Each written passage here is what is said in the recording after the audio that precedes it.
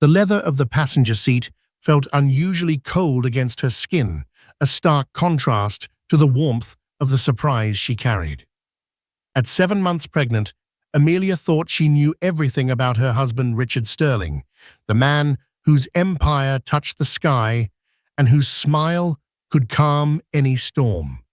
She was on her way to his gleaming downtown office with his favorite lunch and the first ultrasound picture of their son. She pictured his face, the way his eyes would crinkle when he saw the tiny, perfect profile. But when that elevator door opened, the storm wasn't outside. It was waiting for her. In his office, in her chair, sat a woman who wasn't his assistant, and the look on her face wasn't one of welcome. It was a look of ownership. Life for Amelia Thompson had become a symphony of muted, luxurious tones. The soft grey of the cashmere throws on their Park Avenue sofa, the gentle hum of the chauffeured Mercedes S-Class, the hushed respect in the voices of staff. It was all part of the world, woven by her husband, Richard Sterling. Richard wasn't just wealthy, he was gravitational. A self-made titan in the world of tech investment, he possessed a charisma that made Ivy League graduates stammer and seasoned billionaires lean in closer. He had swept into Amelia's life a whirlwind of ambition and affection that had lifted her from her modest career as an art curator and placed her in a gilded cage she had willingly, lovingly called home. Their love story was the kind tabloids adored, the brilliant mogul and the beautiful, intelligent woman who grounded him. He called her his North Star. She believed him. She had given up her small gallery, her walk-up apartment with its charmingly crooked floors, and the thrill of discovering an unknown artist, all for the greater, grander thrill of being Mrs. Sterling. And now she was carrying his son. The pregnancy had been a shared joy, a new venture they were embarking on with the same meticulous planning Richard applied to his acquisitions. A state-of-the-art nursery was being assembled by high-end designers. A trust fund, robust and impenetrable, had been established. Richard would touch her swollen belly each morning, his voice usually so commanding in boardrooms, softening to a reverent whisper. Our legacy aims, our boy. It was a Tuesday, the sky over Manhattan, a brilliant, cloudless blue. Richard had been uncharacteristically distant that morning, a flicker of tension in his jaw that he'd brushed off as a difficult negotiation with a Japanese conglomerate. Just a beast of a deal, honey. I'll be late tonight. Don't wait up. Amelia, feeling a surge of nesting energy and a pang of sympathy for his stress, decided on a whim to surprise him. She called their private chef, Antoine, and had him pack a lunch, not the bland catering Richard usually settled for, but his favorite seared scallops with a lemon caper sauce and a small, decadent slice of tiramisu. Her secret weapon, however, was tucked into a small, silver frame inside her Hermes bag.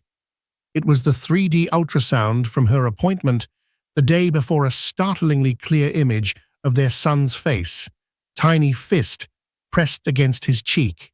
She imagined Richard's gruff exterior melting away the stress of his beast of a deal, forgotten, as he looked upon the face of their future. The Sterling Global headquarters was a monument of glass and steel in the financial district, a middle finger to the old money establishments that had once scoffed at Richard's aggressive tactics. The lobby was a cavern of white marble and hushed efficiency. The receptionists all greeted her with practiced deferential smiles. "Mrs. Sterling, what a lovely surprise. I'm ambushing the boss with lunch," she said, her own smile genuine and warm. "He'll be thrilled. Go right on up. His 9 o'clock just left." The private elevator whisked her directly to the 60th floor. The doors opened not into a reception area, but into Richard's office itself, a vast panoramic space that offered a god's-eye view of the city. It was his inner sanctum, a space Amelia herself rarely entered unannounced, preferring to let him have his domain. But today felt different. Today she was bringing him life. The doors slid open with a soft hiss, and the symphony of her life screeched to a halt. The office was silent. Sunlight streamed through the floor-to-ceiling windows, illuminating every detail with merciless clarity. The broad mahogany desk, usually cluttered with files and tech journals, was neat. The putting green in the corner was unused. But the focal point of the room, the large black leather executive chair behind the desk, was occupied. Richard's chair.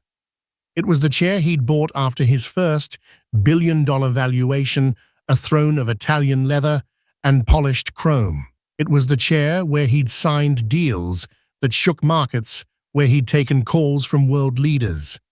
A woman was sitting in it. She wasn't his assistant, Clara, a prim woman in her 50s.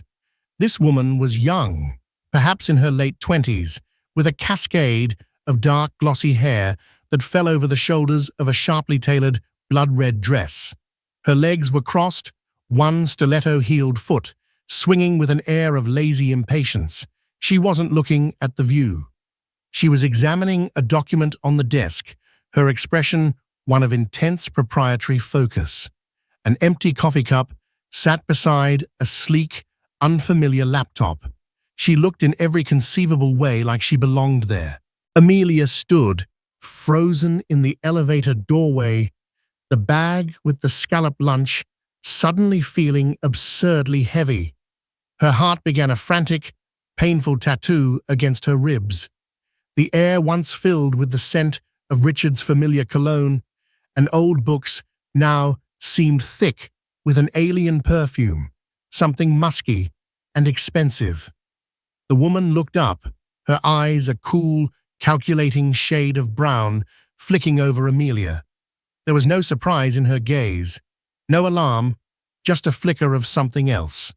Annoyance, assessment. She took in Amelia's designer maternity dress, the swell of her belly, the Hermes bag, and a small, knowing smirk touched the corner of her perfectly painted red lips. Amelia's voice was a whisper, lost in the cavernous room. Who are you? The woman didn't stand. She leaned back further into the leather, the chair groaning softly in protest, an intimate sound that made Amelia's stomach clench.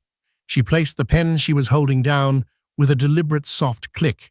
"You must be Amelia," she said, her voice smooth, low, and laced with an accent Amelia couldn't quite place, something vaguely European. She gestured around the opulent office with one hand. "He talks about you, the domestic side of things." The phrase hung in the air, dripping with condescension.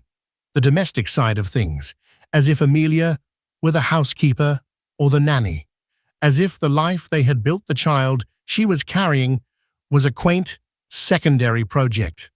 Amelia took a hesitant step forward, her hand instinctively going to her belly, a protective gesture that felt utterly futile. "I'm sorry, I think there's been a mistake. I'm Richard's wife. I was just dropping—" "There's no mistake," the woman interrupted, her voice hardening slightly, losing its silken edge. She finally stood, her movements fluid and confident. She was taller than Amelia had realized, her figure athletic and commanding in the unforgiving red dress. She walked around the desk, not with the deference of an employee, but with the familiarity of a resident. She stopped a few feet from Amelia, her eyes dropping once more to her pregnant stomach. "I'm Isabella Rossi," she said, as if the name itself should mean something. When it didn't register on Amelia's stunned face, she added, "I'm Richard's new senior partner for European expansion." It was a plausible title, a perfectly corporate explanation, but it explained nothing. It didn't explain why she was in Richard's chair, looking through his private papers. It didn't explain the proprietary air, the intimate smirk, the musky perfume that was already clinging to the air like a stain. And it certainly didn't explain the pang of pure animal instinct that screamed through Amelia's body. This is wrong. This is all wrong. His partner, Amelia repeated the word, tasting like ash. Richard didn't mention hiring a new partner. Isabella laughed, a short, sharp sound, devoid of humor. Richard doesn't mention a lot of things. It's his greatest strength and his greatest weakness. She walked over to the wet bar in the corner, her heels clicking decisively on the marble floor. She opened the small refrigerator and pulled out a bottle of sparkling water, not offering one to Amelia. He's in a meeting with the board, a rather spirited one from what I gather. He asked me to wait for him. Here. She emphasized the last word, taking a long, slow sip of her water as her eyes met Amelia's over the rim of the glass. The challenge was unmistakable. I am here, in his space. Where are you? Amelia's world, once so solid and beautifully constructed, was beginning to fracture. The perfect husband, the perfect life, the perfect future. It was all becoming a lie, reflected in the cold brown eyes of the woman in the red dress. The loving gesture of a surprise lunch had morphed into a nightmare of intrusion. She felt a wave of dizziness, the weight of her unborn child, a sudden terrifying burden. Her hand trembled as she reached into her bag, her fingers fumbling for the small silver frame. She pulled it out. The image of their son, their legacy, a face of pure innocence. She had to know. She had to see Richard's face, hear his explanation. Where is he? Amelia demanded, her voice finding a sliver of strength. Which conference room? Isabella's smirk returned wider this time. She gestured with her bottle toward a set of frosted glass doors at the far end of the office doors Amelia had always assumed led to a storage closet. He's not in a conference room. She paused, letting the silence stretch, twisting the knife. That's his private suite, Isabella said, her voice dropping to a conspiratorial purr. For naps and for longer meetings. He's just finishing a call. You can go in if you like, but I should warn you. She took another step closer, her perfumed presence overwhelming. He doesn't like to be disturbed when he's closing a deal. The implication was as sharp and deadly as a shard of glass. Every nerve in Amelia's body screamed at her to turn, to flee, to escape this woman and the poison she was spreading. But she couldn't. She had to know. Clutching the picture of her son, like a shield, she walked past Isabella, her gaze fixed on the frosted glass doors, her heart hammering a rhythm of pure dread. She was no longer bringing her husband a surprise lunch. She was walking into the ruins of her life. Each step toward the frosted glass doors was a negotiation with reality. Amelia's mind raced desperately, trying to construct an innocent explanation. Isabella is a new hire with an abrasive personality. She's overly familiar, arrogant. Richard will be annoyed at her audacity. He'll apologize to me, laugh it off, and pull me into his arms. But the flimsy scaffolding of this hope crumbled with every click of Isabella's heels as the woman followed her, a silent, predatory shadow. Amelia reached the doors. They were sleek, modern, with no handles on the outside, just a small biometric fingerprint scanner glowing with a soft white light. Richard's inner sanctum, a place she hadn't known existed. The ultimate betrayal wasn't just the potential infidelity, but the secrecy, the existence of a hidden room, a hidden life, tucked away behind a wall of glass in the heart of his empire. It only opens for him, Isabella said from behind her, her voice laced with a cruel amusement. And for me. As if on cue, The light on the scanner flickered green, and the door slid open with a faint pneumatic whoosh, revealing the room beyond. Isabella hadn't touched it. Had Richard opened it from the inside, the private suite was not a bedroom, not in the traditional sense. It was a masculine, luxurious den. A low-slung bed with a dark grey duvet was pushed against one wall, impeccably made. A small, high-end sound system was playing soft jazz. On a low table, 2 empty glasses sat beside an open bottle of what looked like very expensive whiskey. And on the floor next to the bed was a pair of black Louboutin heels, identical to the ones Isabella was wearing. And then she saw him. Richard was standing by the window, his back to the door. He was in his shirt sleeves, his tie loosened, his phone pressed to his ear. He was speaking in low, urgent tones, the cadence she recognized from his most intense business calls. Just need more time, Kenji. The assets are liquid. It's just a matter of moving them without raising flags. Tell your people to hold. Another 48 hours, that's all I'm asking. He listened for a moment, his free hand raking through his perfectly styled hair. No, she doesn't know anything. She won't. It's under control. She doesn't know anything. The words struck Amelia with physical force. She felt the air leave her lungs, a silent gasp that made her sway on her feet. He was talking about her. He was talking about their money, their assets, and lying. Richard ended the call and turned, a weary sigh escaping his lips.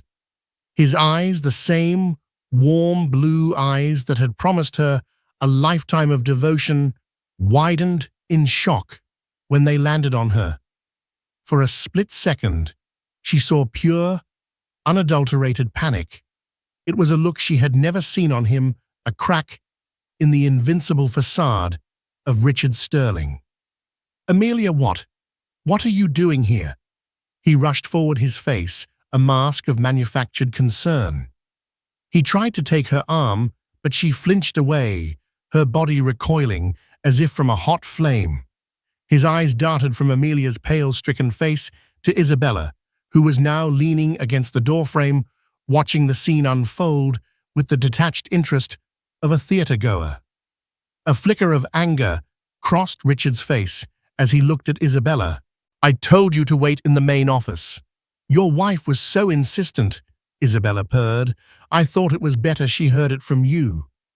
Heard what? Amelia's voice was barely a whisper. She held up the silver-framed ultrasound picture, her hand shaking so violently the image of their son blurred into a meaningless grey shape. I brought you this. I brought you lunch. The pathetic domesticity of her words hung in the air, a stark contrast to the cold, hard reality of the secret suite, the whiskey glasses, the second pair of identical heels. Richard's eyes softened as he looked at the frame, the practiced charm kicking in. Ames, honey, let's not do this here. He reached for her again. This isn't what it looks like. Isabella is a business associate. We were having a difficult strategy session. She's unconventional. Unconventional? Amelia's voice cracked a hysterical laugh bubbling in her throat. Is that what you call this? The secret room? The whiskey? The 2 pairs of shoes? What part of the strategy session was that, Richard? A team-building exercise? Amelia, please, keep your voice down, he hissed, his eyes flicking nervously toward the open door to the main office as if worried his staff might overhear. The concern wasn't for her feelings, but for his reputation. Why? She shot back, her voice rising with righteous fury. Are you afraid the people you employ might find out what kind of man you are? The man who builds a secret bedroom in his office? The man who lies to his pregnant wife? That's enough, Richard snapped. His charm vanishing, replaced by the cold, cutting authority he used to quell rebellious board members. "You're being hysterical." The word so often used to dismiss a woman's valid anger was like a slap in the face. It was gaslighting, pure and simple. He was trying to make her feel crazy, to make her doubt the evidence of her own eyes. "Don't you dare," she seethed, taking a step back. "Don't you dare call me hysterical." Isabella chose that moment to push herself off the doorframe and step fully into the suite. She walked over to the low table and picked up one of the empty whiskey glasses, swirling the last amber drop. "He's right, you know," Isabella said, conversationally, not looking at Amelia, but at Richard. "Emotion is a liability in this kind of negotiation. We need to focus on the numbers, not the sentiment." Amelia stared at her, then back at her husband. "What negotiation? What is she talking about?" Richard's face was pale. He looked trapped. "Isabella, shut up." "Why should I?" Isabella turned her cool gaze on Amelia. "You think this is about sex, don't you? You think you walked in on a simple, sordid affair." She let out another one of her short, sharp laughs. "Oh, you poor thing. It's so much bigger than that." Amelia felt a new kind of fear, a cold dread that had nothing to do with infidelity and everything to do with the man standing in front of her. Who was he? What had he done? "Richard," she said, her voice dropping, pleading, "tell me what's going on." He wouldn't meet her eyes. He was staring at Isabella with a look of pure hatred. "This is my private life. This is off limits." "Nothing is off limits when my family's money is on the line," Isabella countered coolly. "Your wife deserves to know who she's married to, and whose money is paying for that ridiculous apartment and that baby in her belly." She paused, letting the words sink in. "My father is Kenji Tanaka." The name from the phone call. The Japanese conglomerate. "He's not a fan of surprises, Amelia." Isabella continued, her voice like ice. "He invested 9 figures into Sterling Global, based on Richard's assurances of stability. A stable company, a stable leader, a stable family life." She gestured toward Amelia's stomach. "You weren't just a wife, you were an asset. A good housekeeping seal of approval. Proof that Richard Sterling was a safe bet." The world tilted on its axis. Amelia wasn't his North Star. She was a financial instrument. Their marriage, their home, their child, all pieces on a chessboard she didn't even know she was playing on. But Richard, Isabella went on, her tone dripping with mock sympathy, "hasn't been stable. He's made a series of reckless, catastrophic investments. He's leveraged the company to its breaking point. He's on the verge of losing everything." "That's a lie," Richard roared, finally finding his voice. "The company is sound." "Is it?" Isabella raised a perfectly sculpted eyebrow. "Then why did my father send me here to oversee his investment? Why do I have a controlling interest in the company as of 9 a.m. this morning, and why have you been desperately trying to liquidate your personal assets for the last 48 hours? The assets, I might add, that are legally half yours." She finally turned to look Amelia straight in the eye. The blood drained from Amelia's face. The money. Her money. Before they married, Richard had insisted she sign a prenuptial agreement. But he'd made a grand show of fairness, stipulating that while his existing fortune was protected, everything they earned during the marriage, including the appreciation of his company's value, would be considered joint property. It had seemed so generous, so loving. Now she saw it for what it was, another performance. He hadn't been giving her half. He had been using her half. "You've been gambling with our money." Amelia whispered, the horror of it dawning on her. "My money, my son's money. I was protecting us." Richard insisted, his voice raw with desperation. "It was a calculated risk. It was going to pay off." "But it didn't," Isabella finished for him. And now my father wants his money back, or failing that the company, all of it. The confrontation was no longer about a man, a wife, and a mistress. It was a corporate takeover happening in a secret bedroom with a pregnant wife as collateral damage. Amelia felt a strange, cold calm descend upon her. The hysteria was gone, replaced by a crystalline, terrifying clarity. She looked at the man she had loved, the father of her child, and saw a stranger, a liar, a gambler who had bet their entire world and lost. She looked down at the ultrasound picture still clutched in her hand.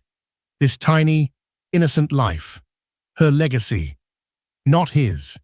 Without another word, she turned and walked out of the suite. She walked past the desk, past Richard's throne, now empty. She didn't look at Isabella, she didn't look at Richard, who was calling her name, his voice a pathetic mix of anger and pleading. She stepped into the elevator, the doors hissing shut, encasing her in a silent, mirrored box.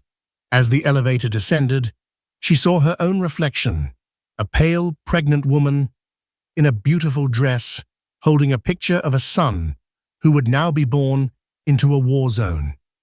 The symphony was over. The silence that remained was the sound of her life, and the life of her child being utterly, irrevocably rewritten. The descent from the 60th floor was the beginning of her climb out of the wreckage. The S-Class was waiting at the curb, the driver holding the door with his usual stoic politeness. He didn't seem to notice her pallor or the way her hands trembled as she slid into the cool, leather interior. The city sped past the tinted windows, a blur of commerce and humanity, utterly indifferent to the implosion of her world. She gave the driver the address, not of their Park Avenue apartment, a place that now felt as alien and hostile as Richard's office, but of a brownstone in Greenwich Village. It was the home of her oldest friend, Chloe.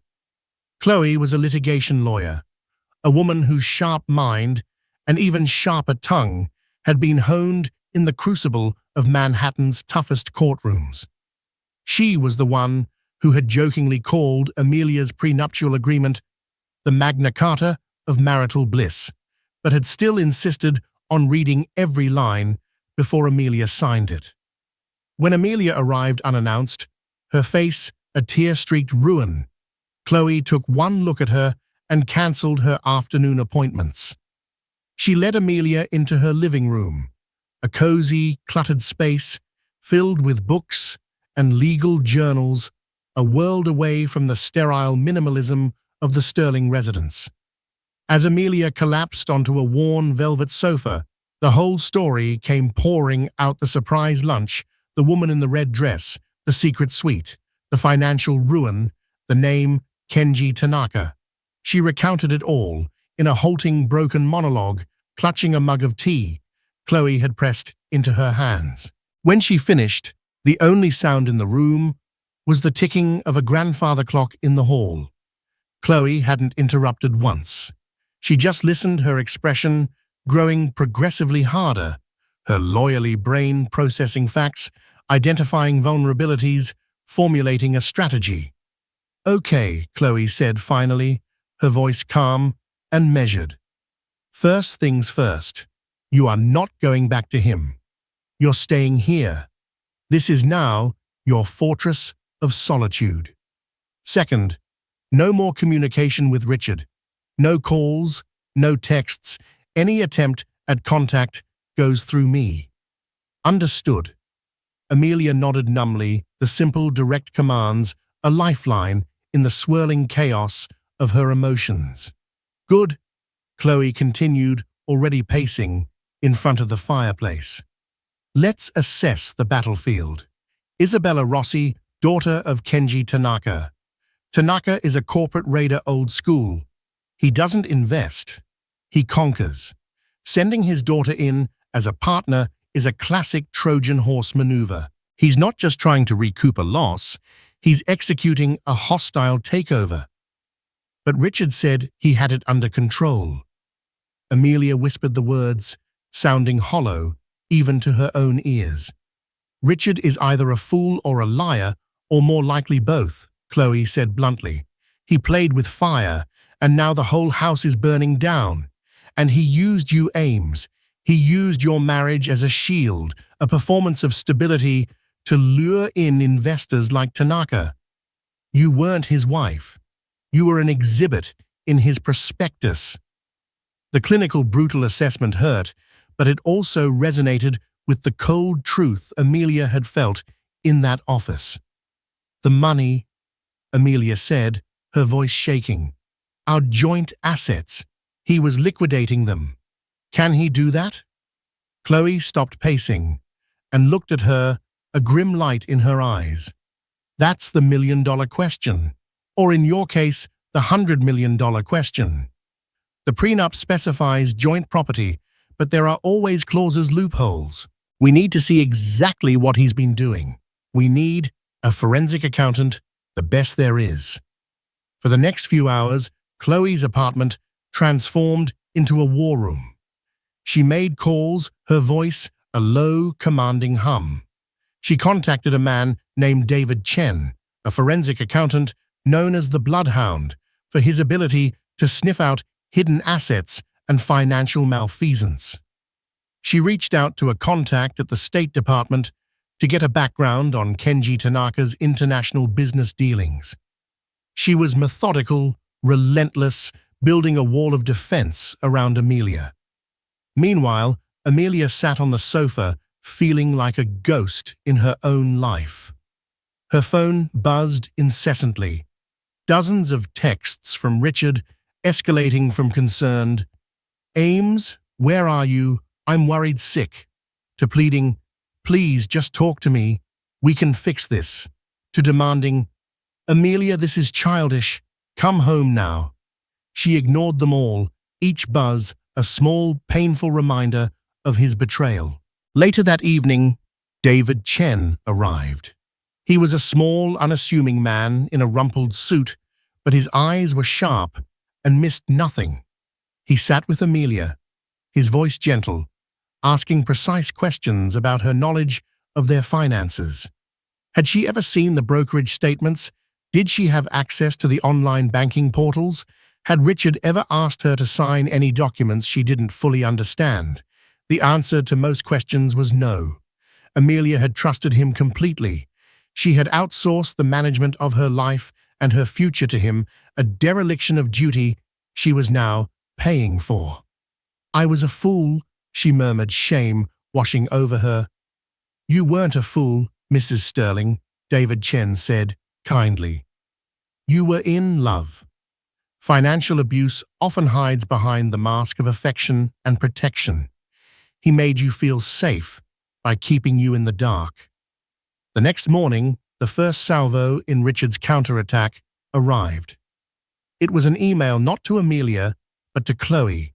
It was from Richard's lawyer, a notoriously aggressive attorney named Marcus Thorne. The email was concise and threatening. It accused Amelia of erratic and emotionally unstable behavior, stated that Richard was deeply concerned for the well-being of his unborn child, and demanded her immediate return to the marital home, where her health and the health of the baby can be properly monitored. It was a clear threat: come back, or I will paint you as an unfit mother.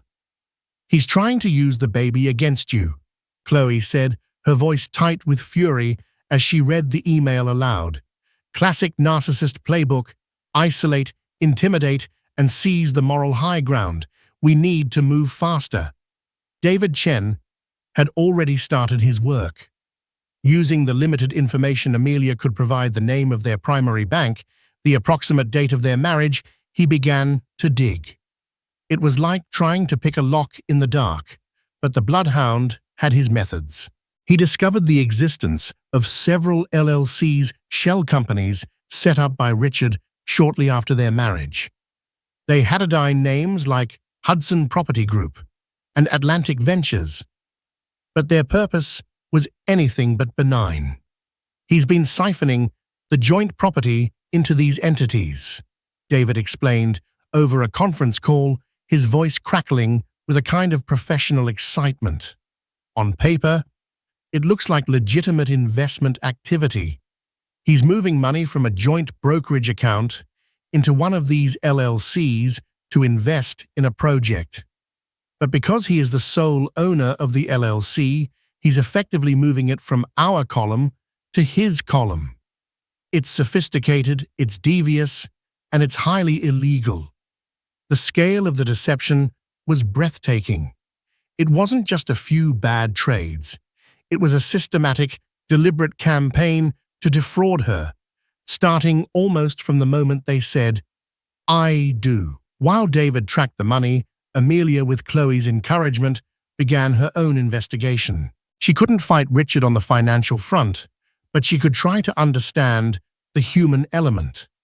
Specifically, Isabella Rossi. Who was she really? Beyond being Kenji Tanaka's daughter, why would she be so personally involved? What was her motivation? She started with social media. Isabella's public profiles were impeccably curated photos from Davos charity galas in Monaco, skiing in Gstaad. She was the picture of a global elite. But Amelia dug deeper, going back years, looking for cracks in the polished veneer. She found an old university blog from Isabella's time at the London School of Economics. Most of it was dry analysis of economic theory, but one post stood out.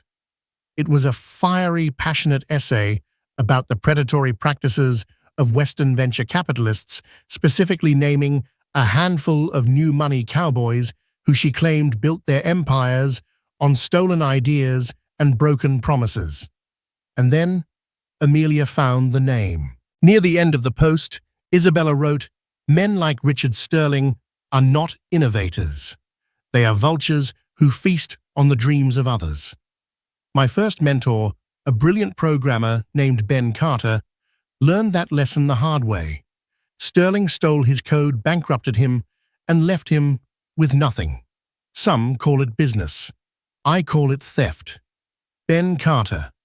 The name was vaguely familiar. Amelia searched her memory, then the internet. Benjamin Carter, founder of a small but promising AI startup called Elysian Scripts. About 8 years ago, the company had gone bust after a larger competitor, a fledgling Sterling Global, had launched a nearly identical and more successful product just weeks before Carter's planned launch. Carter had sued, claiming intellectual property theft, but the case was messy. Richard's high-priced lawyers had buried him in litigation until Carter, emotionally and financially drained, had dropped the suit and disappeared from the tech world. A cold dread washed over Amelia. She had met Richard after all of that.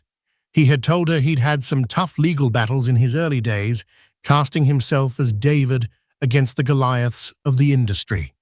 He'd never mentioned Ben Carter. Could it be? Was Isabella's presence in New York, her methodical destruction of Richard's life, not just about her father's money? Was it personal? Was this a long, simmering revenge plot for a mentor from her past? The pieces were beginning to connect, forming a picture far darker and more complex than a simple story of greed and infidelity. This wasn't just a takeover, it was a reckoning. And Amelia and her unborn child were trapped in the dead center of it. The fortress of solitude was no longer just a defense. It was becoming a command center for a war she never wanted to fight, but now had no choice but to win. The name Ben Carter became an obsession for Amelia. It was a key, a potential explanation for the sheer venom she had seen in Isabella Rossi's eyes. This wasn't just business. It felt like a vendetta. Chloe, ever the pragmatist, was skeptical. A college blog post from 10 years ago, "It's interesting, Ames, but it's not evidence. Revenge is a great motive in the movies, but in the real world, it's usually just about the money." But Amelia couldn't let it go. While Chloe and David Chen waged war on the financial front, filing emergency court orders to freeze assets and issuing subpoenas for the LLC records, Amelia fell down the rabbit hole of Ben Carter. He had, as she'd read, vanished. His digital footprint went cold around 7 years ago, shortly after he dropped his lawsuit against Richard. There were no new social media profiles, no professional updates, no public records. It was as if he had ceased to exist. On a hunch, Amelia started searching for his family. She found a faded online obituary for his mother, who had passed away 2 years prior in a small town in rural Oregon. The obituary mentioned she was survived by her loving son, Ben. It was a long shot, a desperate grasp at a ghost. But Amelia was running on a potent fuel of fury and maternal instinct. She found a phone number for the funeral home that had handled the service. Taking a deep breath, she dialed, her heart pounding. She concocted a story that she was an old university friend trying to reconnect with Ben to offer belated condolences. The funeral director, a kindly older man named Mr. Abernathy, was sympathetic. "Oh, young Ben," he'd said with a sigh. "That was such a sad time. His mother adored him. He was a good son, came all the way back from, well, wherever he was to be with her at the end. Do you have any idea how I might reach him?" Amelia asked, trying to keep her voice from trembling. "Any address or number?" "Well, now I couldn't give that out. You understand. Privacy," Mr. Abernathy said. "But I do recall his mother saying how proud she was of him. Said he'd found his calling not in all that computer nonsense, but in working with his hands. Something about restoring old things. Said he was living somewhere quiet, off the grid, she called it." He paused, and he did leave a forward-thinking note with us. Said if a particular person ever came looking for him, I was to pass on a message. Amelia's breath caught in her throat. What person? A Ms. Isabella Rossi. The world seemed to shrink around Amelia. It was true. The connection was real. "What was the message?" she whispered. "Just an email address," the funeral director said. "Simple as that." Said she'd know what it meant. He dictated the address to her. It was an anonymized, encrypted account. Untraceable. But it was proof. Amelia hung up the phone, her mind reeling. Isabella wasn't just avenging a mentor. She was in active communication with him. This entire corporate takedown, this intricate destruction of Richard Sterling, was a coordinated attack. Isabella was the face, the capital, the sword. But Ben Carter was the ghost in the machine, the architect of the revenge. She immediately relayed the information to Chloe, whose skepticism finally melted away, replaced by strategic excitement. "My God, Ames, this changes things. This isn't just a business dispute. If we can prove that Isabella's actions are part of a personal vendetta orchestrated with a former legal adversary of Richard's, we can argue tortious interference in court. We could not only invalidate her takeover, but potentially sue them for damages."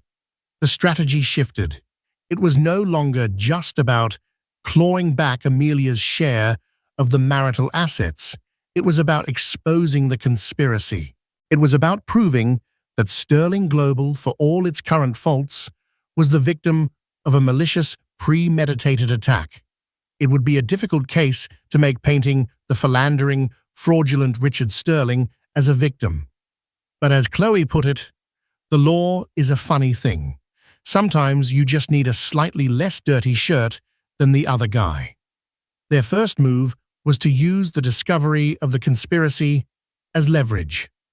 Chloe drafted a letter to Isabella's legal team, laying out their knowledge of her connection to Ben Carter and accusing her of executing a personal vendetta under the guise of a corporate action. It was a bluff, In a way, they couldn't yet prove the extent of the coordination, but it was designed to rattle her cage. The response was swift and telling.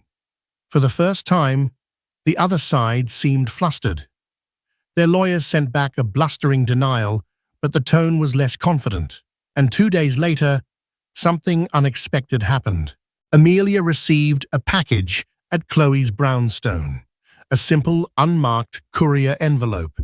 Inside was a single black USB drive. No note, no explanation. Confused and wary, she gave it to Chloe, who had her firm's IT department scan it in a secure environment before opening it. What they found was explosive. The drive contained a mirror image of Ben Carter's original lawsuit against Richard Sterling, but it also contained something new, dozens of emails, internal memos, and pieces of source code that had been missing from the original case. It was the proof, the irrefutable smoking gun that showed Richard hadn't just launched a similar product, he had systematically stolen Carter's code. The drive contained emails from a young, hungry Richard Sterling to his lead programmer, explicitly instructing him to reverse engineer Carter's beta software. It was a clear-cut case of corporate espionage and theft. At the bottom of the file directory, there was a single audio file named 4amelia.mp3. With trembling hands, Amelia put on a pair of headphones. A man's voice, quiet and slightly distorted, filled her ears. It was, she presumed, Ben Carter. "Mrs. Sterling, Amelia," the voice began, "I imagine you're confused. You're probably scared. You have every right to be. I'm sending you this because Isabella tells me you're not like him, that you didn't know. You and your son are collateral damage in a war that started long before you. I'm sorry for that." He paused, and she could hear the faint sound of birds chirping in the background. He really was off the grid. "Richard Sterling didn't just steal my company," the voice continued low, and filled with a pain that time had clearly not healed. "He destroyed my reputation. He threatened my family. He told me if I didn't drop the lawsuit, he would leak fabricated stories about my father's business, ruin him completely. He had the power, the money, the ruthlessness to do it. So I walked away. I let him win. I let him build an empire on my back." Amelia felt sick. This was a side of Richard she had never imagined, not just a cheater and a financial gambler, but a cruel blackmailer. "I spent years wanting to burn him to the ground," Carter said, "but I couldn't. Then, a few years ago, Isabella found me. She had never forgotten what he did. Her father's investment was her way in. Our way in. This was never just about money for her, either. It was about justice. But her methods, they've become as ruthless as his. She wants to destroy him, the company, everything. She wants to salt the earth. I don't think that's justice. Not anymore." Another pause. "That drive contains the truth about what Richard did to me. It's leverage. It proves he built his company on a crime. You can use it against him in your divorce. You can use it to ruin him publicly, or you can use it to save the company, to save the jobs of the thousands of people who work there, to save something for your son. Isabella wants to liquidate everything," the voice concluded. "Annihilate him completely. I believe that's wrong. The proof is now yours. What you do with it will determine what kind of person you are. It will determine the future your son is born into. The choice is yours. Good luck." The audio file ended. Amelia took off the headphones, her mind a whirlwind. Ben Carter, the supposed villain orchestrating her husband's downfall, had just handed her a weapon of immense power, a weapon she could use to destroy Richard utterly, or a weapon she could use to negotiate a different kind of future. She now held the key not only to her own fate, but to the fates of Richard, Isabella, and a multi-billion-dollar corporation. The ghost in the machine had just put the controls squarely in her hands. The pregnant, betrayed wife was now the most powerful person in the game. The USB drive sat on Chloe's coffee table like a dark jewel. It was power incarnate. On one side was Richard, a man who had betrayed her trust, gambled away their future, and built his empire on a foundation of theft and blackmail. On the other was Isabella, a woman fueled by a righteous yet all-consuming desire for vengeance, willing to burn an entire company to the ground to settle a score. And in the middle was Amelia holding the match. "We leaked this, he's finished," Chloe said, her lawyerly instincts buzzing. "The original sin of Sterling Global. The board will oust him in a heartbeat. Isabella's takeover becomes moot because the company's valuation will plummet. Criminal charges could be filed. He'll be lucky to escape prison. You'll get whatever's left in the divorce, which might not be much after the lawsuits, but you'll have your pound of flesh." Amelia looked out the window at the rain-slicked Greenwich Village street. A pound of flesh. It's what she had wanted, craved, in the initial searing agony of betrayal. She wanted to see him broken, to see him suffer as she had suffered. But Ben Carter's message had shifted her perspective. What kind of future will your son be born into? To destroy Richard completely would be to destroy her son's legacy. The name Sterling would be synonymous with crime and disgrace. The company, with its thousands of employees, programmers, designers, administrative staff with families and mortgages, would be gutted. It felt like a hollow victory. Isabella's victory, not hers. "No," Amelia said, her voice quiet but firm. "I don't want to burn it all down. I want to build something." Chloe looked at her surprised. "Build what out of what? The man is a liar and a criminal."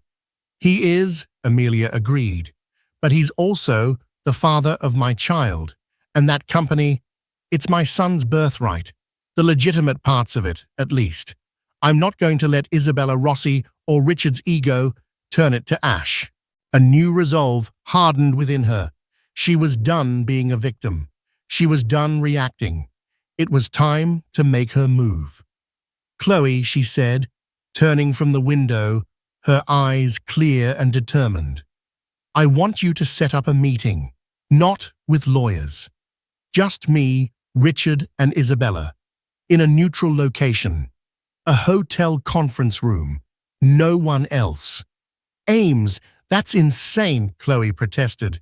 "Putting yourself in a room with those two sharks." "I'm not a minnow anymore," Amelia replied.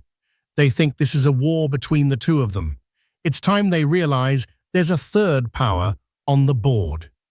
The meeting was set for the following afternoon at a suite in the Carlisle Hotel. Richard, desperate for any communication, agreed immediately. Isabella, intrigued by the audacity of the request, also accepted. Amelia chose her outfit with the care of a general selecting her armor. Not a soft maternal dress, but a sharp navy blue pantsuit that was professional and severe. She looked for the first time in a long time. Like the successful art curator, she once was poised, intelligent, and in control. She arrived first, Chloe, waiting in the hotel lobby downstairs, a lifeline if needed. The suite was sterile and impersonal. When Richard entered, he looked haggard. The past week had clearly taken its toll. He started to speak, his voice pleading, "Amelia, I can explain everything. You will have your turn to speak, Richard," she said, her voice cold and even, gesturing to a chair on one side of a large conference table. "Sit." Stunned by her tone, he obeyed. A moment later, Isabella arrived. She still wore her signature confidence like a cloak, but when she saw Amelia at the head of the table, a flicker of surprise crossed her face. She had expected a broken, weeping wife, not this queenly figure. "Isabella, please have a seat." Amelia said, gesturing to the chair opposite Richard. The two of them, titans of industry and conflict, sat like recalcitrant children summoned to the principal's office. Amelia remained standing. She placed the black USB drive on the center of the table. "I believe you both know what this is," she began. "This drive contains proof of the foundational crime upon which Sterling Global was built. The theft of Ben Carter's intellectual property." Richard visibly paled. Isabella's mask of composure slipped, her eyes widening slightly. She had no idea Amelia had this. She must have assumed Carter had sent it only to her. "It also contains proof, Richard," Amelia continued, her gaze locking onto her husband, "of your systematic and illegal funneling of our joint marital assets into private shell companies. A fraud you have been perpetrating against me since our wedding day." She let the two statements hang in the air, a 1-2 punch that left both of them reeling. "Now here is how things are going to proceed," Amelia said, her voice ringing with an authority she didn't know she possessed. She was no longer just a wife or a mother-to-be. She was the arbiter of their fates. She looked at Isabella. "Your quest for revenge ends today. You will cease all attempts at a hostile takeover. You will unwind your controlling interest and convert your father's stake into non-voting shares or a long-term debt instrument to be repaid with interest. You will walk away from Sterling Global. In exchange, I will not release this drive, and I will not countersue you or your father for tortious interference. You can tell your father you saved his initial investment. You can claim a victory of sorts, but your war is over." Isabella started to protest. "You have no right." "I have this," Amelia said, tapping the USB drive, "and I have the will to use it. If I release this, the company becomes worthless. Your father's 9-figure investment turns to dust. Your revenge will be a Pyrrhic victory that cost your family a fortune. That is my offer. It is not negotiable." Isabella stared at her, a tumultuous mix of fury and grudging respect in her eyes. She had been outmaneuvered. Then Amelia turned to Richard. He looked utterly defeated, a fallen king. "Richard," she said, her voice softening almost imperceptibly, not with affection, but with a kind of finality. "You will resign as CEO of Sterling Global, effective immediately. You will cede your voting rights and your board seat. You will retain a portion of your original shares as a passive non-voting stockholder, enough to live comfortably. But your reign is over." She took a breath. "The divorce will proceed. You will not contest it. You will not use our son as a weapon. You will not accuse me of being an unfit mother. You will agree to the terms set by my lawyer, which will be based on the true value of the marital assets that Mr. Chen has so helpfully uncovered. In return for your full cooperation, the information on this drive regarding your theft from Ben Carter will remain private. You will avoid criminal prosecution and public ruin. You will be able to have a relationship with your son, not as a titan of industry, but simply as his father." "And what happens to the company?" Richard asked, his voice a hoarse whisper. "The board will appoint an interim CEO," Amelia said, "and I will be taking a seat on that board as a major shareholder representing my son's interests.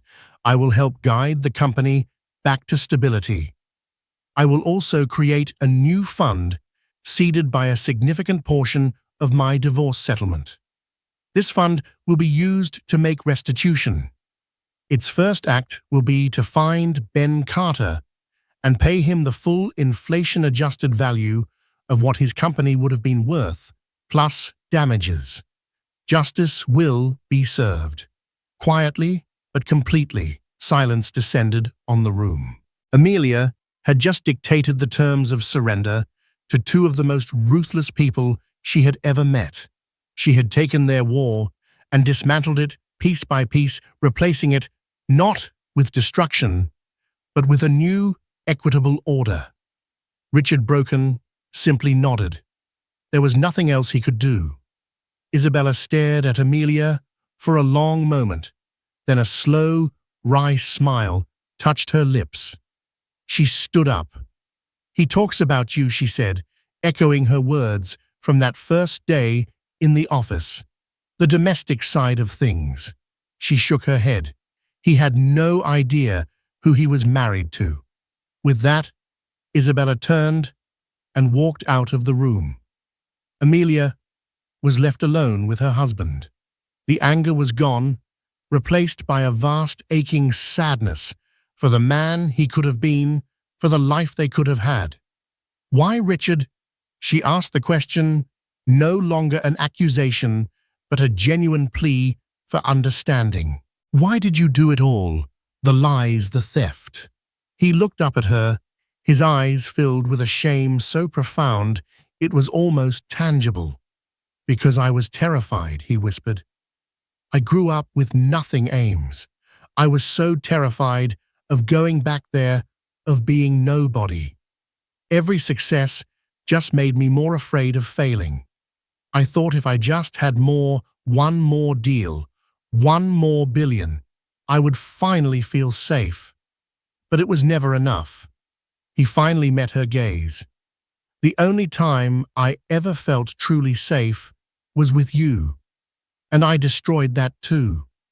It was the most honest thing he had ever said to her. It wasn't an excuse, but it was a reason. A tragic, human reason.